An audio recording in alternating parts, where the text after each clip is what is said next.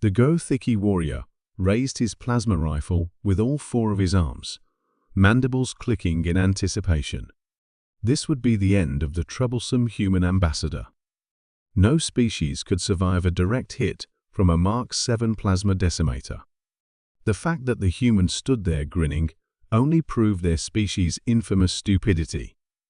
Last chance to surrender, Ambassador Chen, the warrior chittered, his translator converting the sounds into standard galactic common. Sarah Chen, Earth's first ambassador to the Galactic Council, simply kept smiling and took another sip of her coffee. The ceramic mug had World's Okayest Diplomat printed on it, a gift from her sister that had somehow made it through 17 layers of security screening. "You know," she said casually, "if you're going to assassinate someone, you really shouldn't announce it first." Bad form. The Gothiki's compound eyes widened in confusion. This wasn't how it was supposed to go. Where was the begging? The trembling? The desperate attempts at negotiation? He pulled the trigger. The plasma bolt hot enough to melt tungsten, bright enough to shame a small star-struck Chen squarely in the chest. For a moment, the observation deck of the Galactic Council station was bathed in blinding blue-white light.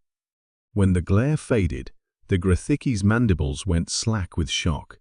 The human was still standing there, though her formal diplomatic suit was now sporting a sizable hole. Wisps of smoke rose from her chest, and there was a faint smell of ozone in the air. She looked down at the damage and sighed. "Do you have any idea how much these suits cost? The EarthGov procurement department is going to have my head for this." The Gothiki fired again and again. Each blast struck true, and each time, Ambassador Chen remained standing, looking progressively more annoyed. "Are you quite finished?" she asked, taking another sip of her miraculously intact coffee. "Because I have a council meeting in 20 minutes, and I still need to change." "I'm impossible." The assassin stuttered, his translator glitching from his agitation. "The Mark 7 can punch through battleship armor." Chen shrugged, a peculiarly human gesture that had been driving other species crazy for decades. "Oh, that. Yeah, we figured out plasma resistance about 30 years ago. Did no one tell you?" The truth was, humanity had cracked the secret of plasma resistance purely by accident. A graduate student in Manitoba had been trying to develop better insulation for coffee cups when she discovered a molecular configuration that simply refused to interact with plasma energy.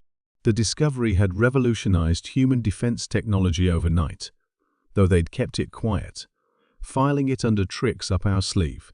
Reference 2847. But, the Gothiki's proud warrior tradition had not prepared him for this scenario. "You're supposed to be dead." "Sorry to disappoint," Chen said, not sounding sorry at all. "Now we can do this the easy way or the hard way. The easy way involves you telling me who put you up to this, and we all avoid an interstellar diplomatic incident. The hard way." She cracked her knuckles, another human gesture that made other species deeply uncomfortable. The Gothiki warrior, faced with a situation his combat training had never covered, did what any reasonable being would do. He fainted. Chen tapped her communicator. "Security? Yes, I have an unconscious Gothiki here. Attempted assassination, failed spectacularly. The usual paperwork. And could someone bring me a new suit? Size 8, Earth diplomatic cut. Thanks." She finished her coffee just as the security team arrived, led by a shocked-looking Valaxian chief.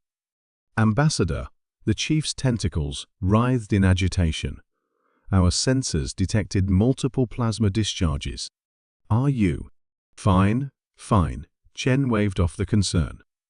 "Though I would appreciate it if you'd add plasma-resistant coating to your list of approved diplomatic protection measures. This is getting a bit tedious." News of the incident spread through the Galactic Council like a quantum wave collapse. Within hours, every species intelligence service was frantically reviewing their files on human defensive capabilities.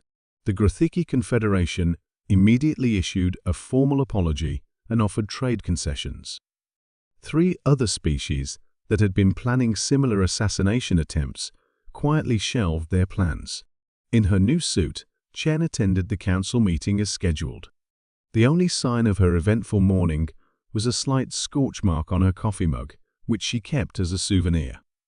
As she presented Earth's proposal for new trade routes, she noticed several representatives eyeing her with a mixture of fear and respect. That was fine by her. Sometimes, the best diplomacy involved surviving an assassination attempt with a smile and a bad joke. It was a peculiarly human approach to interstellar relations, but it seemed to be working out just fine. Later that day, she sent a message to EarthGov. Assassination attempt 47 failed. Request additional coffee mug. P.E.S. Plasma-proof suits, working perfectly, though R&D might want to work on the aesthetic damage resistance. P.P.S. You still owe me hazard pay from last month's incident with the Zexthar acid throwers. As she settled into her office for another long day of diplomatic work, Chen couldn't help but smile.